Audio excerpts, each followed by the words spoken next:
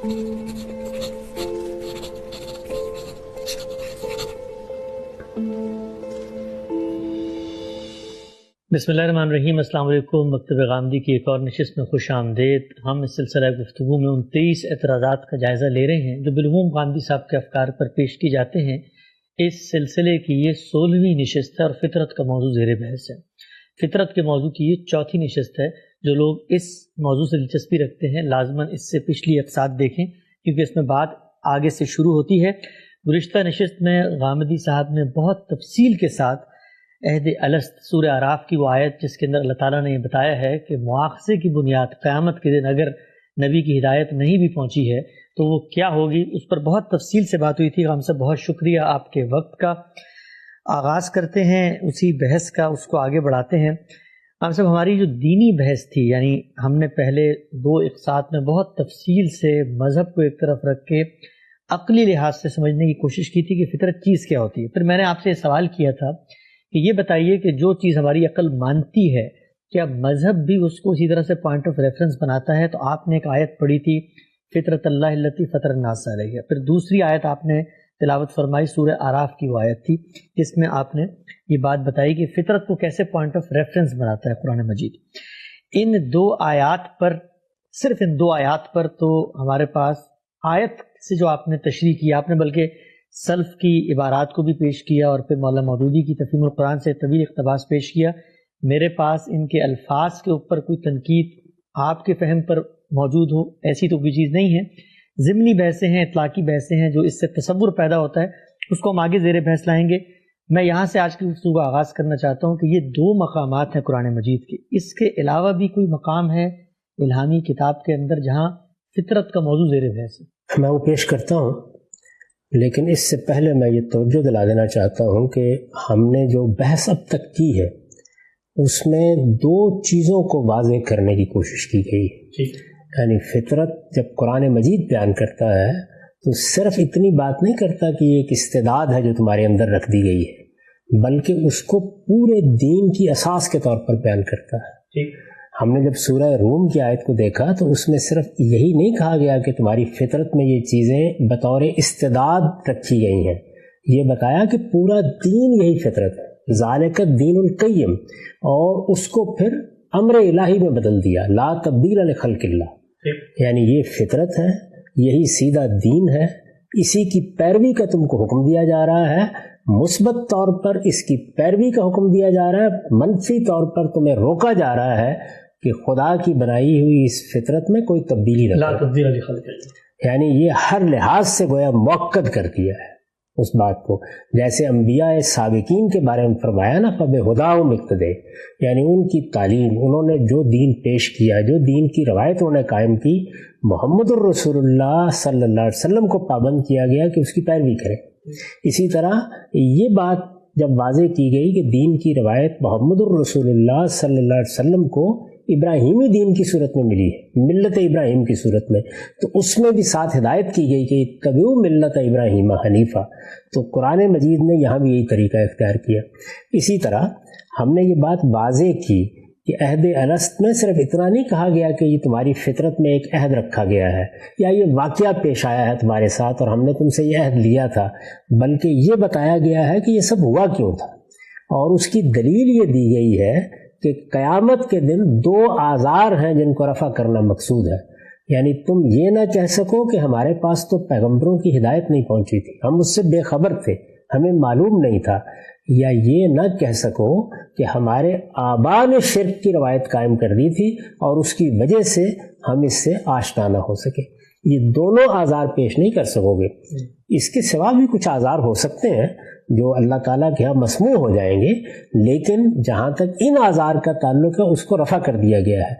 इससे ये बात कुरान ने वाज़े कर दी कि ये महज एक इस्तेदाद का बयान नहीं है, बल्कि अल्लाह ताला इसको हुज्जत बना रहे हैं, इसकी बुनियाद पर मुआख़ज़े के लिए कह रहे हैं, इसकी बुनियाद पर मसूल ठहरा रहे हैं, जवाबदेह ठहरा रहे हैं। ये सूरत हाल है इस मामले में। तो ये दोनों आयात से मुतल्लिक़ ये चीज़ मलहूज़ रहे। अब उसके बाद हम आगे चलते हैं। आगे कुरान मजीद ने, आप ये देखिए कि 3 मकामात हैं जिसमें इस बात का जिक्र किया है। सूरह दहर को सबसे पहले देखें। وہاں پر یہ کہا ہے کہ انا خلقنا الانسان من نطفۃ امشاج نبتلیہ فجعلناہ سمیعا بصیرا انا ہدیناہ السبیل اما شاکرا و اما کفورا، یعنی ہم نے جب انسان کو ایک نطفے سے پیدا کیا ہے اور اس کے اندر سمع و بصر کی صلاحیتیں رکھی ہے. یہ دیکھیے انسان کو جو اللہ تعالیٰ نے اس کی پیدائش کے ساتھ چیزیں دی ہیں ان کا ذکر کیا ہے اور فرمایا ہے کہ اس کے ساتھ ہی ہم نے اس کو راستہ بھی دکھا دیا ہے. انا ہدیناہ السبیل، راستہ بھی دکھا دیا ہے، اما شاکرا و اما کفورا. یہ کون سا راستہ ہے؟ یہ وہی فطرت کا راستہ ہے. اب یہ دیکھیے کہ میں اس میں کوئی منفرد نہیں ہوں یہ بات کہنے میں. ہدیناہ النجدین، ہدیناہ السبیل، اس سب کچھ کے بارے میں کیا کہتے ہیں؟ یعنی یہاں پر ہدیناہ السبیل کہا ہے اور سورہ بلد میں آگے ہم دیکھیں گے ہدیناہ النجدین، یعنی دونوں راستے دکھا دیے. تو سب کے سب ہمارے جو قدماء ہیں ان کی ایک بڑی تعداد اس بات کو اسی طرح واضح کر دی ہے. اور دیکھیے کیسے واضح کرتی ہے، بینا لہو طریق الخیر و طریق الشر. یہ تابعین ہے، جلیل القدر تابعین، یہ کرما ہے، عطیہ ہے، ابن زید ہے، مجاہد ہے، یعنی جمہور تابعین کا مذہب یہ ہے کہ اس سے مراد کیا ہے کہ ہم نے راستہ واضح کر دیا. کس چیز کا؟ شر اور خیر کا. یعنی کوئی تصور نہیں کسی کے ہاں کہ اس سے مراد محض استعداد کا رکھنا ہے کہ کوئی آ کے بتائے گا کہ خیر یہ ہے اور شر یہ ہے تو تم پہچان لو گے. یہ بتایا کہ یہ راستہ ہم نے واضح کر دیا ہے. اس کے بعد یہ دیکھیے کہ اس کی دلیل کے طور پر ہمارے ہاں ابن کثیر ہے، یعنی یہ چونکہ روایت پر مبنی تفسیر ہے تو اس لیے میں یہ عرض کر رہا ہوں. اس کے بعد پھر وہ تمام چیزیں نقل کرتے ہیں جو اس سے پہلے ہم دیکھ چکے فطرت کی بحث میں.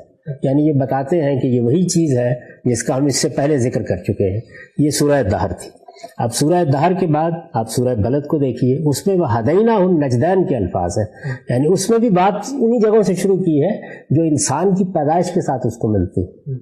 یعنی ہم نے کیا کیا ہے، اب ذرا دیکھیے پیچھے سے بات کہاں سے شروع ہوئی ہے. الم نجعل لہ عینین و لسانا و شفتین و ہدیناہ النجدین. کیا ہم نے انسان کو دو آنکھیں نہیں دی کہ ان سے چیزوں کو دیکھے، زبان نہیں دی کہ اس کی گواہی دے، دو ہونٹ نہیں دیے کہ جب کھولے تو حق کو پہچان کر ان کی شہادت دے. وہ ہدیناہ النجدین، اور ہم نے اس کو دونوں راستے نہیں دکھا دیے. یہاں پر بھی یہ دیکھیے کہ جلیل القدر تابعین بلکہ صحابہ تک کی اس معاملے میں جو تفسیر نقل ہوئی ہے وہ کیا ہے، ہدیناہ النجدین الخیر والشر. یعنی وہ دونوں راستے کیا ہیں، خیر کا راستہ اور شر کا راستہ.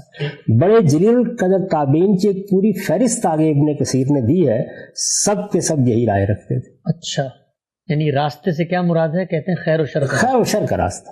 یعنی کوئی اس کو زیر بحث نہیں لا رہا. میں یہ عرض نہیں کر رہا کہ اس سے مختلف تفسیریں نہیں ہیں. میں یہ عرض کر رہا ہوں کہ جو بات ہم کہتے ہیں، جو بات میرے جلیل القدر استاذ امین احسن اصلاحی نے لکھی ہے، یا جس چیز کو ہم فطرت کے مقدمات کے طور پر بیان کر رہے ہیں، وہ کوئی ایسی منفرد رائے نہیں ہے.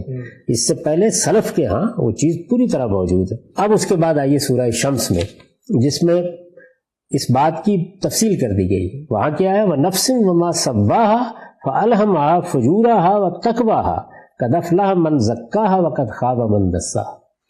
یعنی ہم نے نفس کا تسویہ کیا، نفس کو بنایا سنوارا، اس کو ہر لحاظ سے درست کیا، اور جب درست کیا تو کیا کیا، فَأَلْهَمَهَا فُجُورَهَا وَتَقْوَاهَا. یعنی اس کے اندر یہ چیز الہام کر دی کہ وہ چاہے گا تو اپنے پورے شعور کے ساتھ اپنے اختیار سے فجور کا راستہ اختیار کر لے گا، اور چاہے گا تو اپنے اختیار سے تقوی کا راستہ اختیار کر لے گا. یعنی گویا پوری بات واضح کر دی کہ اس کا شعور دیا گیا ہے، اس چیز کو سمجھنے کی صلاحیت دی گئی ہے، اس کو انسان کے اندر ودیت کر دیا گیا ہے، اور پھر اس کے بعد اس کا نتیجہ بیان کر دیا گیا ہے. قَدْ أَفْلَحَ مَنْ زَكَّاهَا وَقَدْ خَابَ مَنْ دَسَّاهَا. کہ اس کے بعد چونکہ یہ چیز تمہارے اندر موجود ہے تو اس کا لازمی نتیجہ یہ ہے کہ تم اگر اپنے نفس کو پاکیزہ بناؤ گے، وہی تزکیہ جو دین کا مقصود ہے، تو فلاح پاؤ گے. اور اگر اپنے آپ کو آلودہ کر لو گے، اپنے نفس کو آلودہ کرو گے تو پھر نامراد ہو کر رہ جاؤ. یعنی اس کا نتیجہ ہی بیان کر دیا. جس طرح وہاں یہ بیان کیا ہے کہ اس کی بنیاد پر جو کچھ تمہارے اندر ودیت ہے تم مسئول ٹھہرائے جاؤ گے، اس سے نتائج نکلیں گے، اس کے لیے جواب دہ ٹھہرایا جاؤ گے. یہاں بھی بالکل وہی بات کی. اور یہاں یہ دیکھیے کہ ہمارے جو علماء ہیں، یہ میں نے پھر عرض کیا کہ ابن کثیر ہے، اور یہ روایات کو جمع کر دیتے ہیں، یعنی تابعین کی روایات، صحابہ کی روایات، ان کا اپنا جو اسکول ہے وہ بھی روایت کا اسکول ہے۔ اس میں کوئی یا یہ خیال نہ کرے کہ یہ کوئی معتزلی ہے یا یہ کوئی اشعری نقطہ نظر کے اس طرح کے لوگوں میں سے جو کلامی بحثیں کرتے ہیں، لیکن یہ جو کچھ بیان کر رہے ہیں، یعنی جو کچھ منقول ہے، جو کچھ صحابہ، جو قدماء، جو کچھ تابعین کی آراء موجود ہیں، اس کو یہ نقل کر رہے ہوتے ہیں، زیادہ تر اسی کو نقل کرتے ہیں۔ ٹھیک، تو اب یہ دیکھیے، یعنی کلامی مباحث ان کے ہاں اس طرح نہیں ہوتے جس طرح مثلا امام رازی کیا ہوتے ہیں، یا جس طرح زمخشری اپنے اعتزال کی باتیں بیان کرتے ہیں۔ یہ تو تفسیر معصور جس کو آپ کہتے ہیں نا، یعنی صحابہ کی تفسیر، تابعین کی تفسیر، اس کو جمع کر دیتے ہیں زیادہ تر۔ ظاہر ہے اپنی بھی رائے دیتے ہیں، اختلافات بھی بیان کرتے ہیں، لیکن زیادہ تر ان کا طریقہ یہ ہوتا ہے۔ تو اب یہ دیکھیے کہ نفس وما سواہا پر کیا لکھے ہے، لکھتے ہیں ای خلقہ سویۃ مستقیمۃ الفطرہ القویمہ کما قال تعالی، اور اس کے بعد دلیل کے طور پر کیا پیش کیا ہے، فاقم وجہک للدین حنیفا فطرۃ اللہ التی فطر الناس علیہ۔ اچھا، وہ پرانی ہے، یعنی اللہ تعالیٰ نے جب اس نفس کو بنایا اور اس کو ہر لحاظ سے درست کیا اور یہ ایک ایسی واضح فطرت پر قائم کر دیا گیا، تو یہ اصل میں اسی بات کا بیان ہے جو اس سے پہلے سورہ روم میں زیر بحث آ گیا، اور وہاں انہوں نے اس کا حوالہ دیا، وہاں اس کا حوالہ دیا۔ اچھا، اس کے بعد رسالت میں آپ صلی اللہ علیہ وسلم کی حدیث سے نقل کرتے ہیں دلیل کے طور پر۔ پہلی کیا ہے، کل مولود یولد علی الفطرہ، یعنی ہر بچے کی پیدائش اصل میں فطرت پر ہوتی ہے۔ یہ وہاں واضح کر چکے ہیں کہ ہمارے سلف اس سے مراد کیا لیتے تھے، اسلام، اور میں یہ آپ کی خدمت میں گزارش کر چکا کہ وہاں اسلام سے مراد ظاہر ہے کہ یہ نماز روزہ نہیں ہے، یہ شریعت نہیں ہے، اس سے مراد ہے وہ اسلام جو انسان کی فطرت کے اندر ہے۔ تو کیا یہ اسلام سے اس لفظ کی تفسیر کی جا سکتی ہے اگر یہ محض استعداد کا بیان ہو؟ یعنی اس میں یہ بتایا گیا ہے کہ اس بات کے شعور کے ساتھ انسان کو پیدا کیا گیا ہے۔ اس کے بعد دیکھیے کہ آگے چل کے یہ کہتے ہیں کہ ابن عباس کی رائے اس کے بارے میں کیا ہے، فَأَلْهَمَهَا فُجُورَهَا وَتَقْوَاهَا بَيَّنَ لَهَا الْخَيْرَ وَالشَّرَّ، واضح کر دیا، یعنی خیر اور شر کو واضح کر دیا، یعنی کوئی محض ابہام نہیں ہے یا محض کوئی استعداد کا بیان نہیں ہے، خیر و شر کے راستے واضح کیے گئے ہیں۔ اس میں پھر تابعین کی آراء بیان کرتے ہیں کہ ان کا نقطہ نظر بھی اس معاملے میں یہی رہا ہے، یعنی گویا یوں سمجھ لیجئے کہ ہر لحاظ سے ایک چیز کو بالکل متعین کر دیتے ہیں کہ یہ طریقہ ہے جو اس اللہ پروردگار عالم نے انسان کی ہدایت کے لیے اختیار کیا ہے۔ تو اس سے آپ اندازہ کر سکتے ہیں کہ جو کچھ ہم اس معاملے میں کہتے ہیں وہ ایسا نہیں ہے کہ سلف کے نقطہ نظر سے بالکل ہٹا ہوا ہے، بلکہ سلف میں بھی، صحابہ میں بھی، تابعین میں بھی، قدماء میں بھی اس کے قائلین موجود ہیں اور وہ بیان کرتے ہیں اس کو۔ قرآن مجید کی ایک واضح ہدایت ہے۔ اب ذرا آج کے زمانے کو دیکھ لیجئے، یہ مولانا سید ابواللہ صاحب مودودی ہیں۔ اس سے پہلے میں آپ کو عہد الست کے بارے میں یہ بتا چکا ہوں کہ انہوں نے کس خوبصورتی کے ساتھ اور کس تفصیل کے ساتھ یہ بیان کیا ہے کہ وہ عہد کیا تقاضے پیدا کرتا ہے، اس سے کون سا علم ہمیں حاصل ہوتا ہے اور ہم اس کی بنیاد پر کس طرح جواب دہ ٹھہرائے جائیں گے۔ یہاں دیکھیے بہت سی چیزیں بیان کرنے کے بعد کہ الہام کیا ہوا ہے، ظاہر ہے اس الہام کے بہت سے پہلو ہیں۔ پھر اس کے بعد یہ کہتے ہیں ان دونوں حیثیتوں کے علاوہ، یہ تفہیم القرآن ہے اور یہ سورہ شمس کی تفسیر ہے، ان دونوں حیثیتوں کے علاوہ انسان کی ایک اور حیثیت یہ ہے کہ وہ ایک اخلاقی وجود ہے، اور اس حیثیت سے بھی اللہ تعالیٰ نے اسے خیر و شر کا امتیاز اور خیر کے خیر اور شر کے شر ہونے کا احساس الہامی طور پر عطا کیا ہے۔ اب یہ دیکھیے، خیر و شر کا امتیاز اور خیر کے خیر اور شر کے شر ہونے کا احساس الہامی طور پر عطا کیا ہے۔ یہ امتیاز و احساس ایک عالمگیر حقیقت ہے۔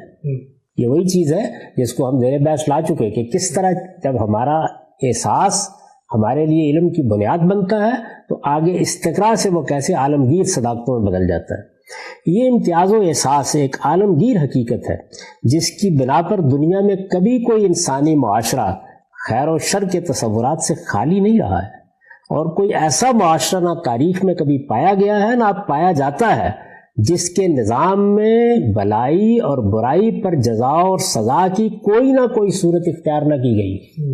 ظاہر ہے یہ اجمالی علم ہے، اس کو بیان کر رہے ہیں۔ اس چیز کا ہر زمانے، ہر جگہ اور ہر مرحلہ تہذیب و تمدن میں پایا جانا اس کے فطری ہونے کا صریح ثبوت، اور مزید برآں یہ اس بات کا ثبوت بھی ہے کہ ایک خالق حکیم و دانا نے اسے انسان کی فطرت میں ودیعت کیا ہے، کیونکہ جن اجزاء سے انسان مرکب ہے اور جن قوانین کے تحت دنیا کا مادی نظام چل رہا ہے ان کے اندر کہیں اخلاق کے ماخذ کی نشاندہی نہیں کی جا سکتی.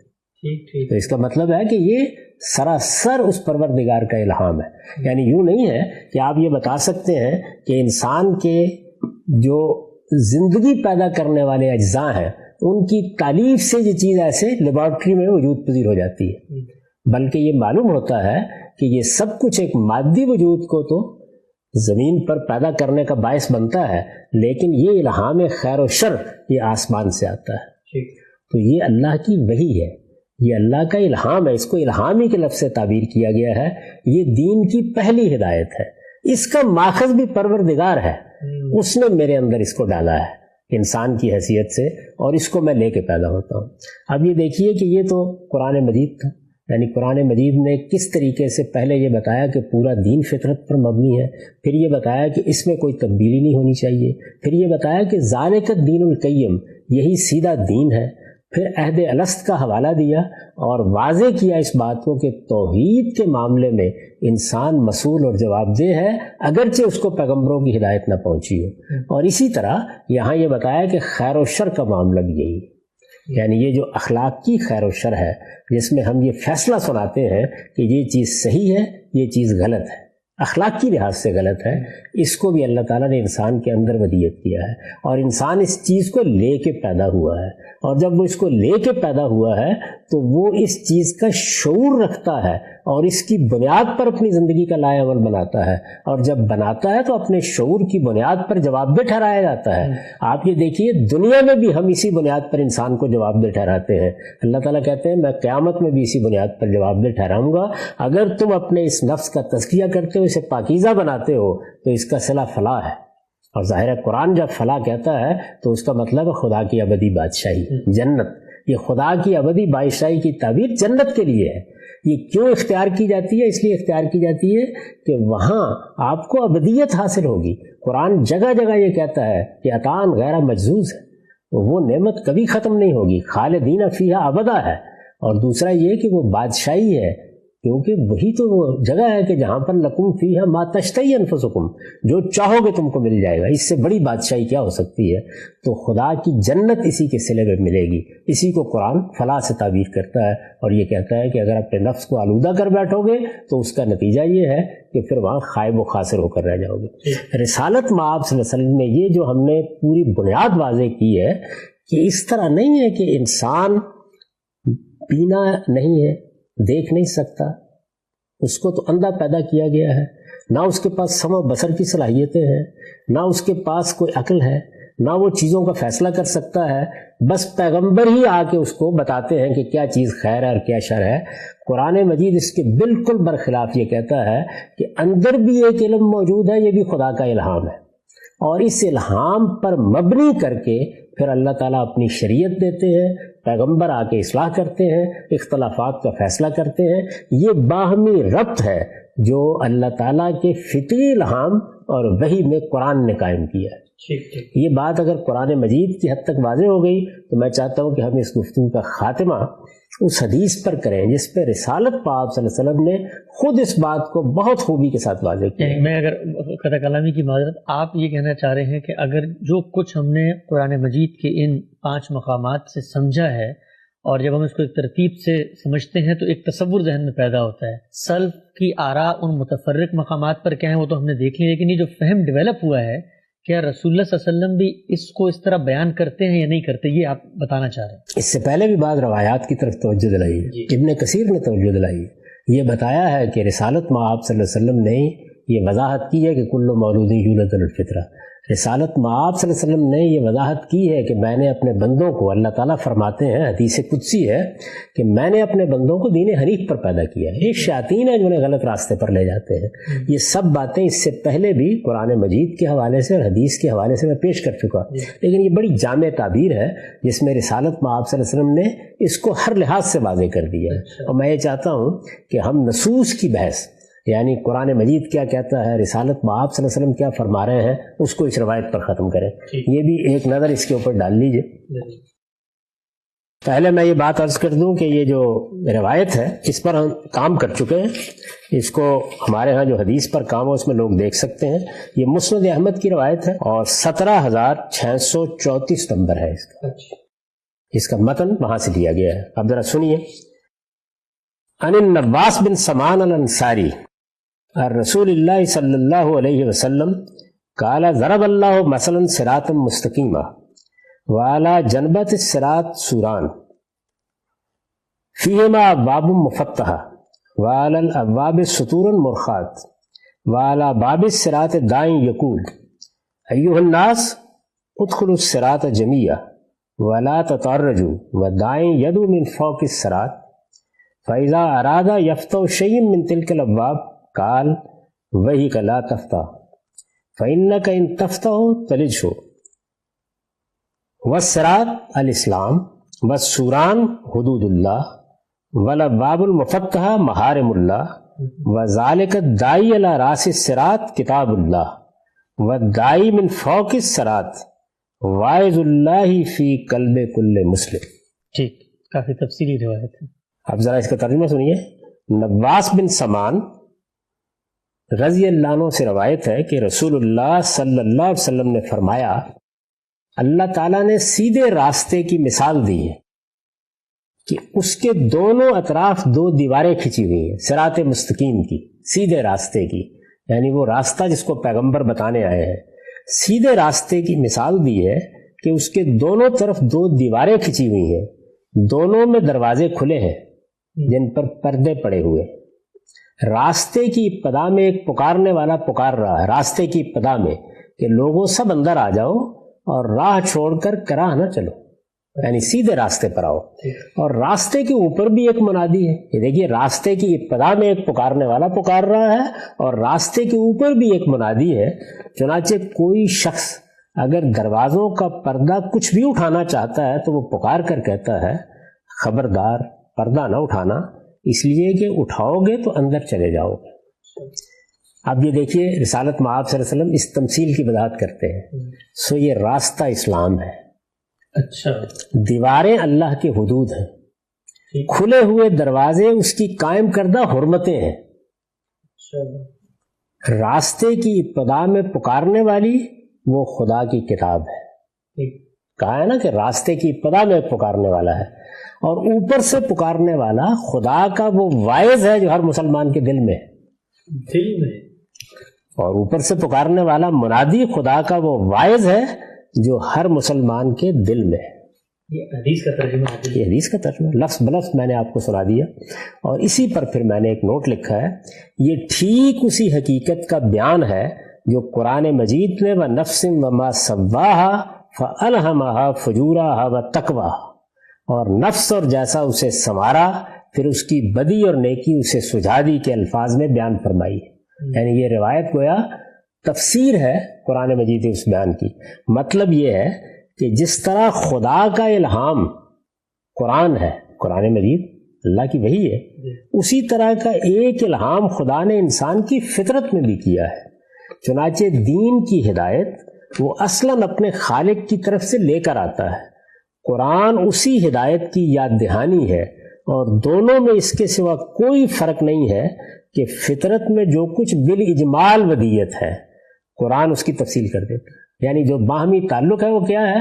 وہ الہام جو ہماری فطرت میں ہے وہ بالاجمال ہے، یعنی اس میں چیزوں کی تفصیل نہیں ہے، تعین نہیں ہے، تحدید نہیں ہے، اور قرآن اس کی تفصیل کر دیتا ہے. تاہم فطرت کی یہ ہدایت خدا کی منادی اسی وقت بنتی ہے جب انسان اپنے دل و دماغ کو مسلمان بنا لیتا ہے. یعنی جس وقت انسان اپنے اندر ایک قلب سلیم پیدا کرتا ہے تو پھر یہ منادی وہ سنتا بھی ہے، اس پر کان بھی دھرتا ہے. یہ سب کچھ ہے اس کے اندر، لیکن اس کو سننے کے لیے ایک انابت کی ضرورت ہوتی ہے. تو رسالت مآب صلی اللہ علیہ وسلم نے اس کی شرح فرما دی اور یہ بتا دیا کہ اس طریقے سے اللہ تعالیٰ نے دو اہتمام کیے ہیں. یعنی فطرت کی ہدایت یہ ایک اہتمام ہے، اور اس کے بعد پیغمبر اور پیغمبروں کے ذریعے سے جو کتاب نازل کی ہے یعنی قرآن، وہ ایک دوسرا ذریعہ ہے. ہمارے پاس جائے اب قرآن ہی ہے. اب میں یہ چاہتا ہوں کہ آپ چند الفاظ بھی سن لیجئے کہ جن میں اس سارے مقدمے کا میں نے خلاصہ کیا ہے. یہ سورہ شمس ہے اور یہ میری تفسیر البیان.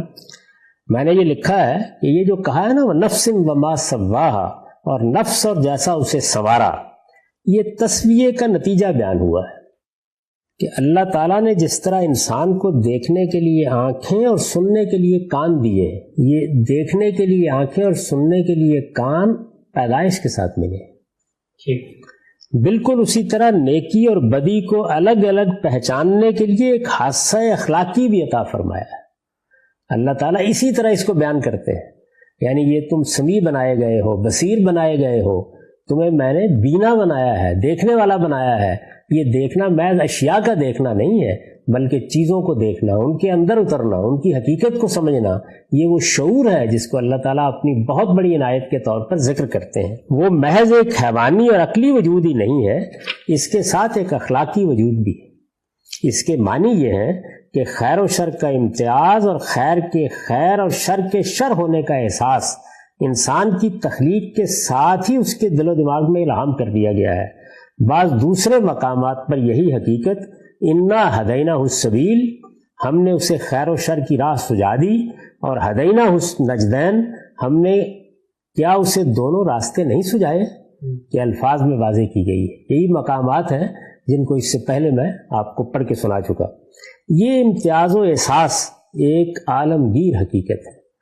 آدم علیہ السلام کے بیٹے قابیل نے اپنے بھائی حابیل کو قتل کر دینے کے بعد اس کی لاش چھپانے کی کوشش کی تھی، تو ظاہر ہے کہ احساس گناہ کی وجہ سے کی تھی. چنانچہ برے سے برے آدمی بھی گناہ کرتا ہے تو پہلے مرحلے میں اسے چھپانے کی کوشش کرتا ہے. اور اس کی مثال کیا ہے؟ یہ جو قابیل و حابیل کا واقعہ ہے. یہی معاملہ نیکی کا ہے. انسان اس سے محبت کرتا ہے، اس کے لیے اپنے اندر عزت و احترام کے جذبات پاتا ہے، اور اپنے لیے جب بھی کوئی معاشرت پیدا کرتا ہے اس میں حق و انصاف کے لیے لازماً کوئی نظام قائم کرتا ہے. یہ اس امتیاز خیر و شر کے، یعنی بلائی اور برائی، خیر و شر، یہ اس امتیاز خیر و شر کے فطری ہونے کا صریح ثبوت ہے. اس میں شبہ نہیں کہ برائی کے حق میں انسان بعض اوقات بہانے بھی تراش لیتا ہے، لیکن جس وقت تراشتا ہے اسی وقت جانتا ہے کہ یہ بہانے وہ اپنی فطرت کے خلاف تراش رہا ہے، اس لیے کہ وہی برائی اگر کوئی دوسرا اس کے ساتھ کر بیٹھے تو بغیر کسی تردد کے وہ اسے برائی ٹھہراتا اور اس کے خلاف سراپا احتجاج بن جاتا.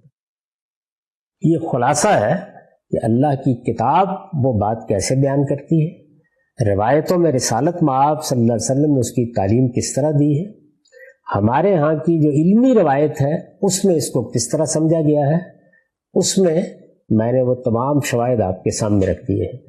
خلاصہ کیا ہے کہ جو بحث ہم نے فطرت پر کی ہے، جو نقطہ نظر میں نے مختلف جگہوں پر بیان کیا ہے، ایسا نہیں ہے کہ میں اس میں منفرد ہوں، اس کے پیچھے یہ ساری علمی روایت موجود ہے. ٹھیک ہے صاحب، بہت شکریہ، آپ نے بڑی تفصیل سے قرآن مجید کے وہ تمام مقامات پیش کر دیے. اور میں چونکہ ظاہری بات ہے ہم اس نشست میں اعتراضات کا جائزہ لے رہے ہیں، جو کچھ آپ کے تصورات کے اوپر لکھا گیا ہے، ایک طالب علم کی حیثیت سے میں بھی اس کو پڑھتا ہوں. تو یہ جو آیات آپ نے پیش کی ہیں، ان آیات میں جو آپ نے الفاظ کا ترجمہ کیا ہے، یا مثلا آیت کے اندر جو باہمی ریلیشن ہے چیزوں کا، وہ بیان کرنے کی کوشش کی ہے کہ یہاں پر نفس سے مراد کیا ہے، خیر سے مراد کیا ہے، فجور سے مراد کیا ہے، عہد الست میں باقی چیزوں سے کیا مراد ہے. خود بھی آپ نے اس کی تفصیل سے وضاحت کر دی کہ سلف کیا کہتے ہیں، لیکن اس کے اوپر تو کوئی اعتراض میرے پاس نہیں ہے کہ میں یہ بتاؤں کہ آپ نے آیت کا ترجمہ ٹھیک نہیں کیا. جس طرح ہم نے، آپ کو یاد ہوگا کہ پردے کی بحث کے اندر کچھ الفاظ کے اوپر اختلاف ہو گیا تھا کہ بھئی یہاں پر غض بصر سے مراد کیا ہے ان کے اطلاقات میں، وہ تو یہاں پر نہیں ہے. لیکن ان آیات کو جب آپ پڑھتے ہیں اس سے آپ کا ایک فطرت کا تصور بنتا ہے، ایک نظام فکر بنتا ہے. اس نظام فکر پہ البتہ میرے پاس بہت زیادہ اعتراضات ہیں، اور میں چاہتا ہوں میں ان میں سے ایک ایک کا جواب دوں گا، لیکن میں پھر اپنی بات دہرانا چاہتا ہوں. یعنی کیا میرے معترضین قرآن مجید کی ان آیات کو، ان احادیث کو موضوع بنا کر یہ بتاتے ہیں کہ ان کے ترجمے میں نے کوئی غلطی کی، ان کا مدعا بیان کرنے میں غلطی کی، ان میں جو بات بیان کی گئی ہے اس میں غلطی آپ کیسے واضح کریں گے؟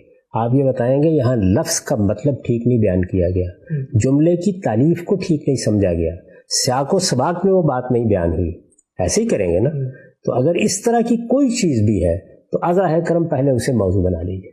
یعنی کسی بھی معترض نے کیا یہ بتایا ہے کہ قرآن مجید کی یہ تفسیر جو ہم کر رہے ہیں یہ تفسیر میں نے پہلی بار نہیں کی. میں آپ سے عرض کر رہا ہوں کہ یہ ہمارے ہاں اسلاف میں بھی موجود ہے. میں یہ عرض کر رہا ہوں کہ یہ مولانا سید ابواللہ صاحب مودودی جیسے صاحب علم نے دور حاضر میں بیان کی ہے. میں یہ عرض کر رہا ہوں کہ میرے جلیل القدر استاذ مولانا امین حسن اصلاحی نے تدبر قرآن میں ان کو اسی طرح سمجھا ہے. اور اب میں یہ عرض کر رہا ہوں کہ میں نے بھی اسی چیز کو بیان کیا ہے, اپنی کتابوں میں بیان کیا ہے, اپنی تفسیر میں بیان کیا ہے, اور خاص طور پر میزان میں دین کا پورا مقدمہ یہیں سے اٹھایا ہے. یہ جو پوری بات ہے یہ محض کوئی عقلی مقدمات کا مجموعہ نہیں ہے, کوئی فلسفہ نہیں ہے جو گھر میں بیٹھ کے بنا لیا گیا ہے. یہ قرآن مجید کے نصوص ہیں. ان نصوص میں کوئی صاحب علم کہہ سکتا ہے کہ بات کو سمجھنے میں غلطی ہوئی ہے, وہ کیسے بتائے گا؟ ظاہر ہے وہ لفظ کی بحث کرے گا, وہ تالیف جملہ کی بحث کرے گا, وہ سیاق و سباق کی بحث کرے گا. اس طرح کی کوئی چیز اس کے خلاف اگر موجود ہو تو میں سب سے پہلے یہ چاہوں گا کہ اس کو موضوع بنا لیں. اس کے بعد جتنے اعتراضات ہیں میں ان کے لیے حاضر ہوں. ٹھیک ہے ہم سب. اچھا, یہ جو آیات جتنی آپ نے پیش کی ہیں اس کو تو جو معترضین ہیں وہ بھی ان آیات کو ظاہری بات ہے قرآن کی آیات ہیں, آیات مانتے ہیں, ترجمہ بھی یہ کرتے ہیں. ان کے اوپر کوئی لفظی اشکال کے ترجمہ ٹھیک نہ کیا ہو, جملے کی تالیف یا سیاق و سباق, اس طرح کی کوئی چیز تو میرے پاس پیش کرنے کے لیے نہیں ہے. لیکن البتہ ان کو مان کر جو تصور بنتا ہے یا جو اطلاق میں صورتحال جس کی جو تفصیل ہے اس کے اوپر بہت بڑے اعتراضات ہیں. تو پہلے سوال جو آپ نے, ویسے تو میں سوال کرتا ہوں, آپ نے مجھ سے سوال کیا آج, تو پہلے سوال کا جواب یہ ہے کہ آیت کے اوپر تو کوئی اس طرح کی چیز نہیں ہے میرے پاس. اور وہ خود بھی آپ نے جو کہ خود واضح کر دی کہ سلف کا اس میں کیا نقطہ نظر ہے. البتہ اب ہم آگے بڑھتے ہیں اس بحث کو دینیاتی یعنی عقلی پہلو سے شروع کی, مذہبی نصوص جو پوائنٹ آف ریفرنس ہے آپ نے ان کو بتایا.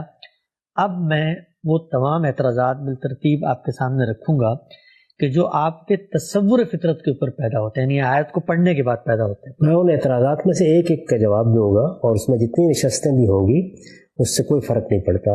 لیکن میں نے اپنا نقطہ نظر واضح کر دیا, اس میں کوئی ابہام ہے تو ضرور پوچھ لیجیے.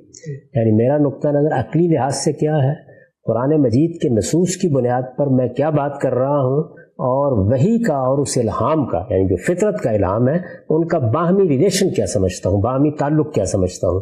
یہ بات واضح ہو گئی. تو اب میرے نزدیک یہ اصل دین ہے, یعنی دین کی بنیاد اللہ تعالیٰ نے میرے اندر رکھی ہے, یہ بالاجمال رکھی ہے.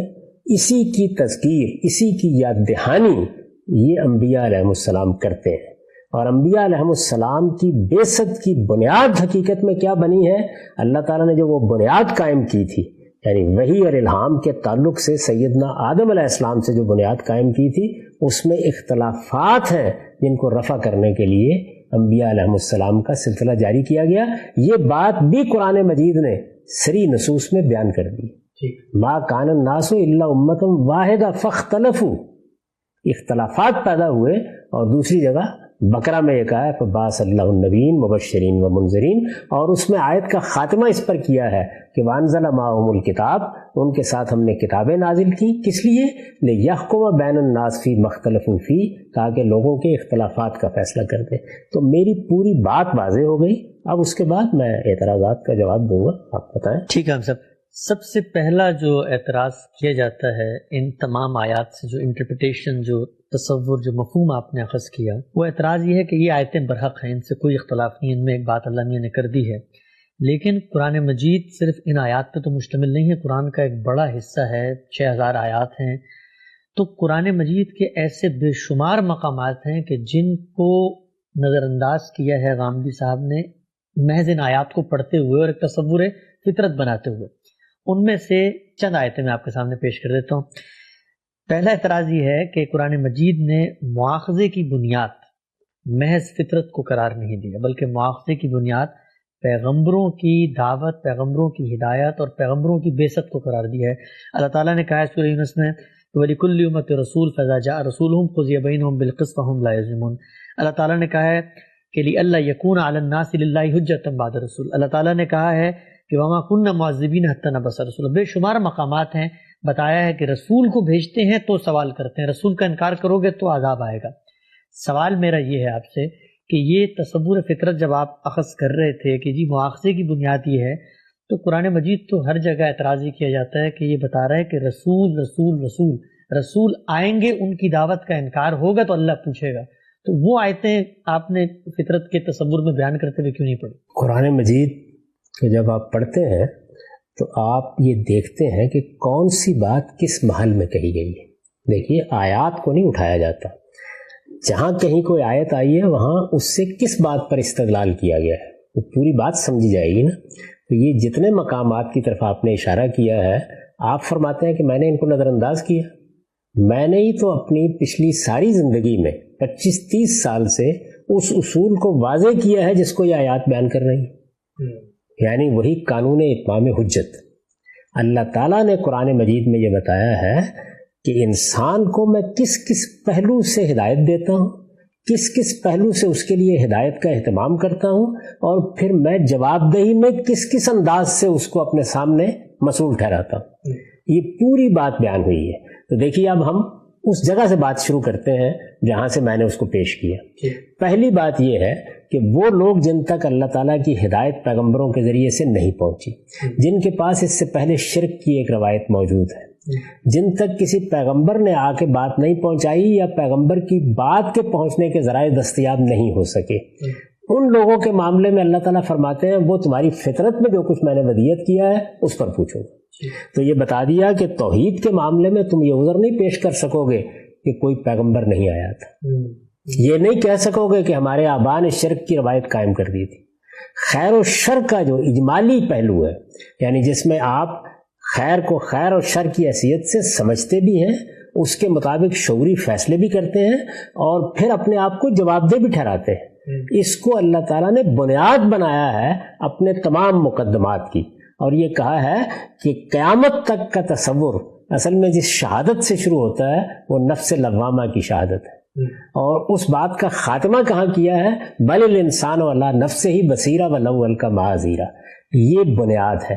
اس کے بعد آگے کیا ہوتا ہے؟ آگے یہ ہوتا ہے کہ اللہ تعالیٰ نے انسان کو عقل دی ہے، انسان کے گرد و پیش میں انفس و آفاق کی نشانیاں ہیں، یہ سب ذریعہ دعوت ہے، ان سے بھی اللہ کا پیغام پہنچ رہا ہے، اور ان سے آگے بڑھ کر پھر نبیوں کا سلسلہ ہے.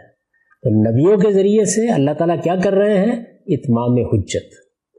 اتمام حجت کا مطلب یہ ہے کہ اب آپ کے پاس کوئی عذر باقی نہیں رہا. یعنی جب اللہ کے پیغمبر نے آ کے وضاحت کر دی تو عذر پیش کرنے کی گنجائش ختم ہو گئی.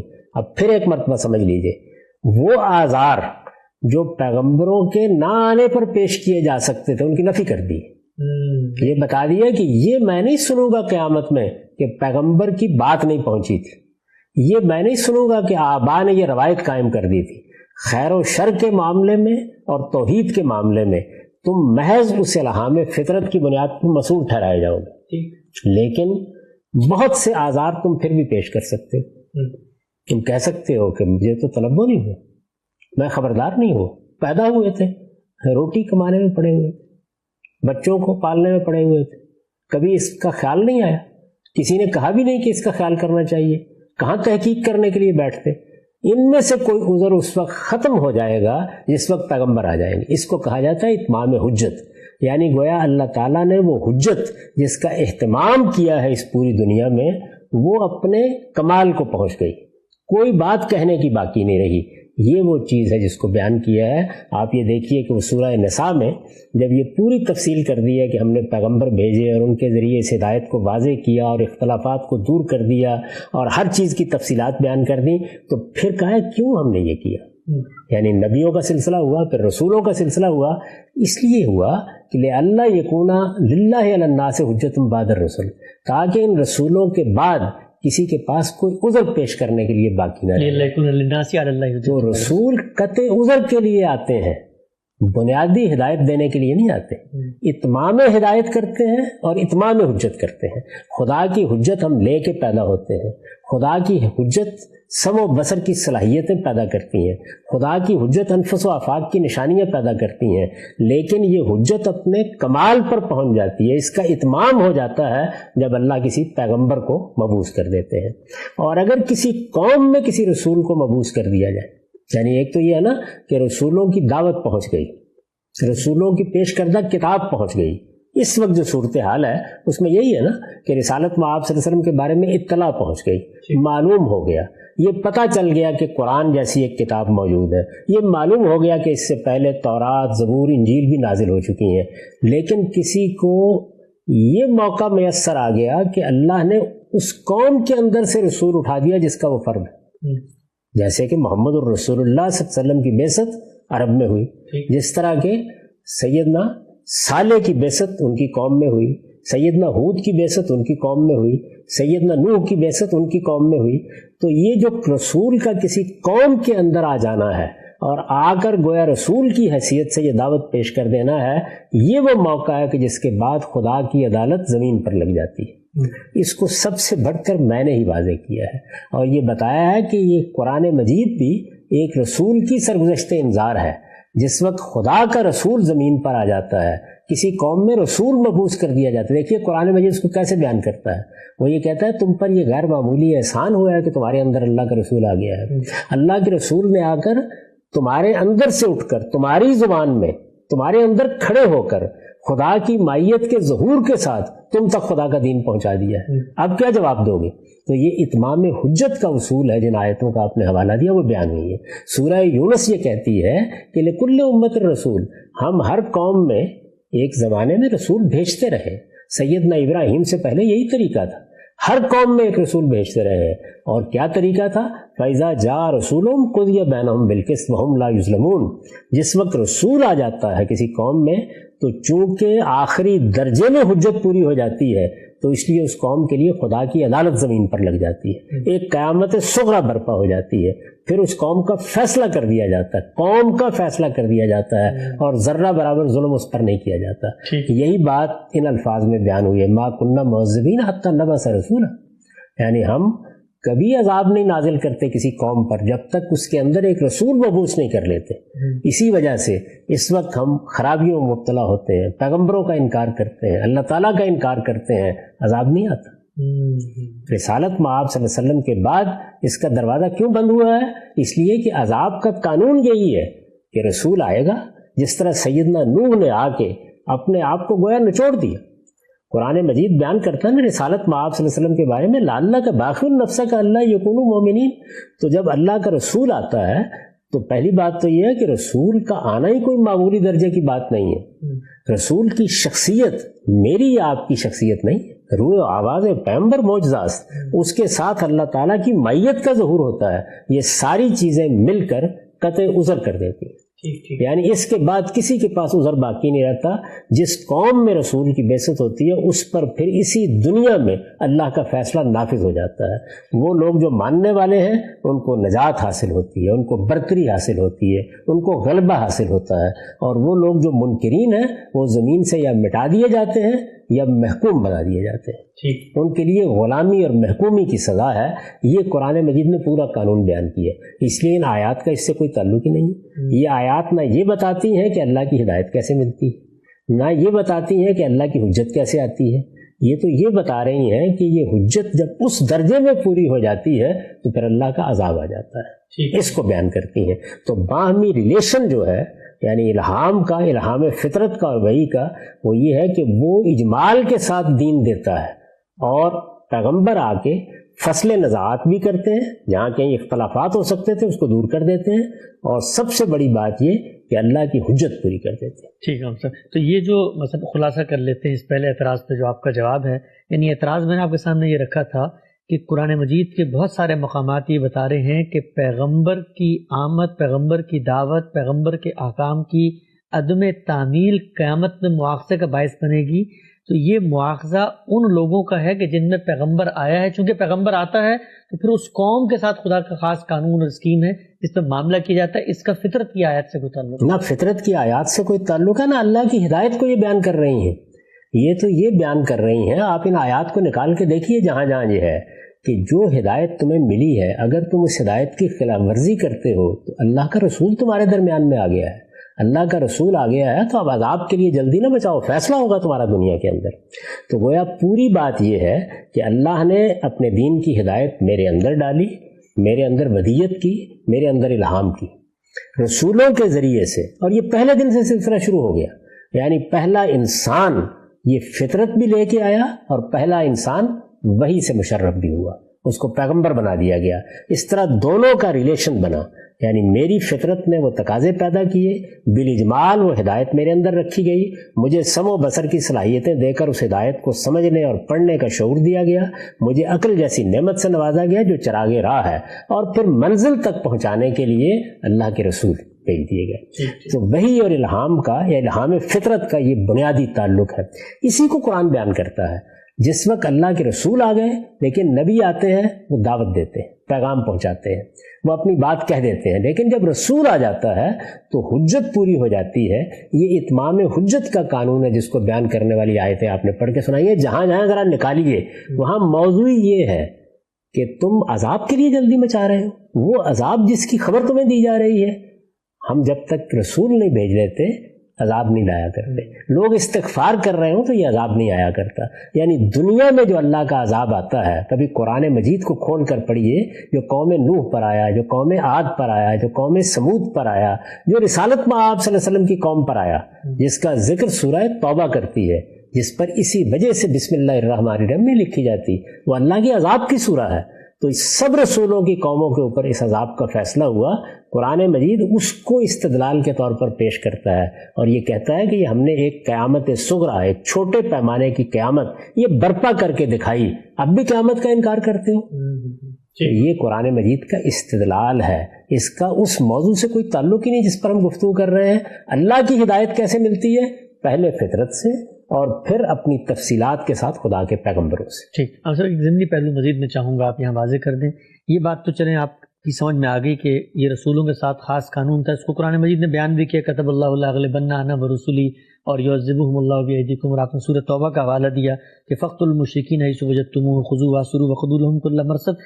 ہر جگہ یہ واضح ہو گیا. لیکن اس سے ایک اور غلط فہمی لوگ پیدا یہ کرتے ہیں کہ جب آپ یہ کہتے ہیں کہ یہ قانون ان کے ساتھ خاص تھا، اس میں جو وہ دعوت دے رہے ہیں اس میں تو ظاہری بات ہے فطرت کے چیزوں کو بھی متوجہ کر رہے ہیں. ان کی دعوت مقامی یا قوم کے لحاظ سے خاص نہیں ہے، دعوت تو عالمگیر ہے نا. ان کی دعوت اور ہدایت عالمگیر ہے، لیکن وہ دعوت ہوتی کیا ہے؟ یعنی جو کچھ آپ کی فطرت میں ودیت ہے اس کی تفصیلات ہوتی ہے. وہ کبھی اس بنیاد سے بات شروع نہیں کرتے، کبھی یہاں سے بات شروع نہیں کرتے کہ تم تو اندھے ہو، ہم تمہیں بتانے کے لیے آئے ہیں. وہ یہ کہتے ہیں جو تمہارے پاس موجود ہے آؤ ہم تمہیں بتاتے ہیں، اس میں تم غلطی کہاں کر رہے ہیں. رسول اللہ کی روایت پڑھ کے بتا دیا کہ حوالہ کیا دیتے ہیں. پیغمبروں نے کس طرح بات بیان کی ہے وہ اس طرح بیان کی. رسالت میں آپ صلی اللہ علیہ وسلم نے اسی کی تمثیل، اور بڑی خوبصورت تمثیل ہے. یعنی آپ اس کو دیکھیے اس کے اندر اتر کر کہ اللہ کے محارم ہے، یہ اسلام ہے، یہ صراط مستقیم ہے. لیکن اس صراط مستقیم پر متوجہ صرف ہم ہی نہیں کر رہے، قرآن بھی کر رہا ہے، اللہ کی کتابیں بھی کر رہی ہیں، پیغمبر بھی کر رہا ہے، اور تمہارے باطن کے اندر تمہارے لیے جو واعظ اللہ تعالیٰ نے دے کر تمہیں بھیجا وہ بھی کر رہا ہے. ٹھیک ٹھیک. اس واعظ کی آواز سننے کے لیے البتہ یہ ضروری ہے کہ آدمی اپنے دل کو مسلمان بنائے. یعنی یہ آواز سننے کے لیے ضروری، آواز آ رہی ہے، شعور موجود ہے. جب انسان اس شعور سے کام نہیں لیتا تو پیغمبر اسے متنبع کرتے ہیں، توجہ دلاتے ہیں، بیدار کرتے ہیں. اسی لیے اپنی دعوت کو قرآن ذکر اور ذکرہ کہتا ہے. یہ یاد دہانی ہے، اور اس میں جو چیزیں بیان کی جاتی ہیں وہ آپ پورے کے پورے کانٹینٹ کا، مشمولات کا جائزہ لیں. دو ہی نوعیتیں ہوتی ہیں، یعنی یا جو اجمال تھا اس کی تفصیل کی جا رہی ہوتی ہے، اور یا جو اختلافات پیدا ہوتے ہیں. یعنی ایک اجمالی دعوت ظاہر ہے کہ جس وقت آپ اس کو متعلق کرتے ہیں تو انسان چونکہ ارادہ و اختیار لے کے آیا ہے وہ اختلافات پیدا کر لیتا ہے، تو وہ فصل نزاعت کرتے ہیں، یعنی اختلافات کا فیصلہ کر دیتے ہیں اور یہ بتا دیتے ہیں کہ اس معاملے میں صحیح بات وہ ہے جو ہم تمہیں بتا رہے ہیں. ٹھیک ٹھیک. ہم سب یہاں پر ہماری نشست کا وقت ختم ہوتا ہے. بہت طویل اعتراضات کی فہرست ہے، اور میں چاہوں گا کہ انشاءاللہ ہم اگلی آنے والی نشستوں میں فطرت سے متعلق ان مباحث کو زیر بحث لائیں. ناظرین، ہم غامدی صاحب سے جو 23 فکری اعتراضات بالعموم ان کے افکار پہ کیے جاتے ہیں اس میں فطرت کا موضوع یہاں پر زیر بحث ہے. اس سلسلے کی یہ 16ویں نشست ہے. انشاءاللہ آئندہ نشست میں ہم مزید سوالات غام صاحب کے سامنے رکھیں گے. اب تک آپ کے وقت کا بہت شکریہ. بہت شکریہ.